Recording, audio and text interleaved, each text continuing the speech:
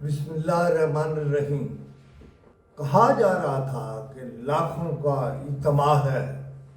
سوال یہ ہے کہ وہ لاکھوں کا اجتماع کہاں غائب ہو گیا؟ یہ ایک سوال ہے۔ دوسرا سوال یہ ہے کہ پی ٹی آئی کلیم کرتی ہے کہ وہ ڈی چوک سے کہیں آگے چلے گئے تھے اور انہوں نے اس کی تصویریں بھی بنائیں۔ سوال یہ ہے کہ حکومت کہاں تھی؟ پولیس کہاں تھی؟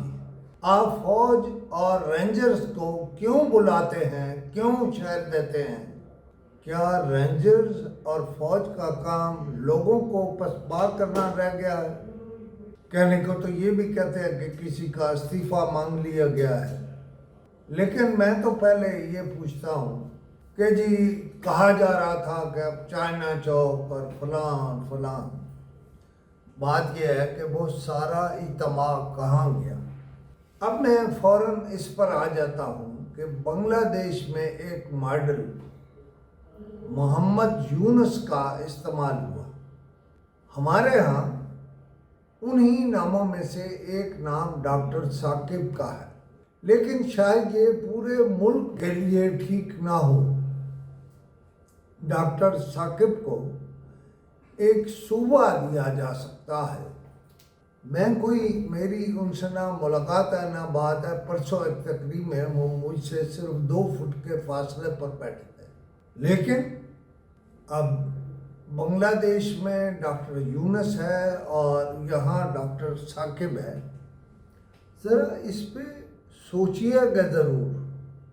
اور یہ بھی ایک مسئلہ ہے کہ اس وقت کی جو بیوروکریسی ہے یا بیوروکریسی کے ہیڈ ہیں وہ سب جانبدار ہیں۔ اس وقت اگر ہم نے ملک چلانا ہے تو ہمیں اس جانبدار بیوروکریسی کو ہٹانا ہوگا، ختم کرنا ہوگا، نوکریوں سے فارغ کرنا ہوگا، اور ایسے نئے لوگ لانے ہوں گے جو ملک چلانے کی صلاحیت رکھتے ہیں۔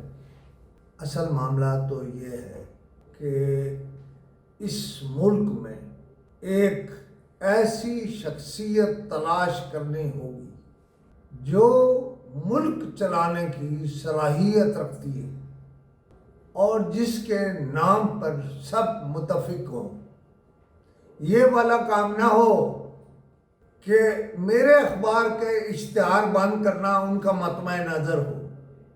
آپ نے میرے اخبار کے اشتہار 1 سال بند کر کے عطا اللہ صاحب دیکھ لیے ہیں آپ نے۔ میں موجود ہوں اور موجود رہوں گا۔ یہ ظلم آپ کب تک کریں گے؟ اس ملک میں اس عرصے میں جتنے بڑے بڑے کام ہوئے، ظلم ہوئے، ان میں سے ایک ظلم پورے میڈیا میں میرے جیسے تجربے کے بندے کے اخبارات کے اشتہار بند کرنا تھا، لیکن فیصلہ رب کائنات کرے گا۔ خدا حافظ۔